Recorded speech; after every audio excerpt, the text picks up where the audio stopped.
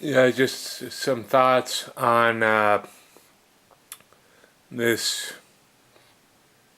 the football games played today. Yeah, I'm a Seahawks fan, die hard, and I gotta say it was good to see the Seahawks get the fence post out of their ass. Their offense, I mean, sure, it's against the 49ers, and they haven't been doing all that great recently, but it was good to see them get the fence post out of their ass and score a few touchdowns. And it's kind of funny. I was debating with some San Francisco 49er fans on the internet, and they say, well, because it's like now the only thing they have to brag about is those 5 Super Bowl wins. And it's like, because they'd always brag, even when they were the Seahawks' number one rival before they started being bad. It's like, they say, well, hey, we have 5 Super Bowl wins. And it's like, okay, again, the last time you guys won a Super Bowl was in Super Bowl 29. I was in the 4th grade, okay? And with the exception of Super Bowl 16, uh, that was during the stretch of Super Bowls 19 through 31, where the AFC only came close in winning 2 of those Super Bowls, and they were all decided by, with the exception of Super Bowl 23 and 25, all of them were decided by several scores. For example, Super Bowl 24, 55-10. So, it begs the question, were the 49ers really that good, or was the AFC during that stretch just really, really, really bad? Because it's like the Bills went to 4 straight Super Bowls, didn't win one. The Broncos went to 3 Super Bowls during that stretch, didn't win one, didn't even come close to winning one.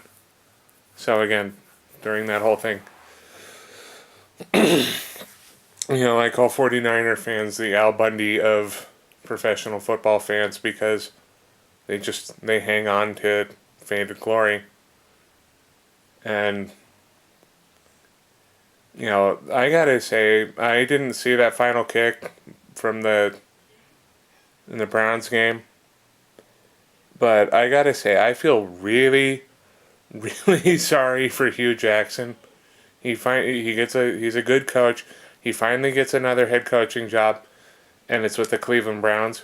And it's like they are cursed this season. I mean, RG3, maybe with the injury he suffered, maybe his body's telling him, maybe it's time to hang it up. And then Josh McCown, I mean, they've played some competitive games, but it's just they got injured, or again that shitty call against Terrell Pryor.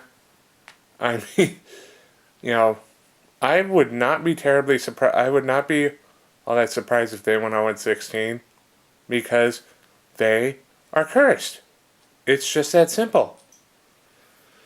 And so far this season, Carson Wentz looks like the real deal.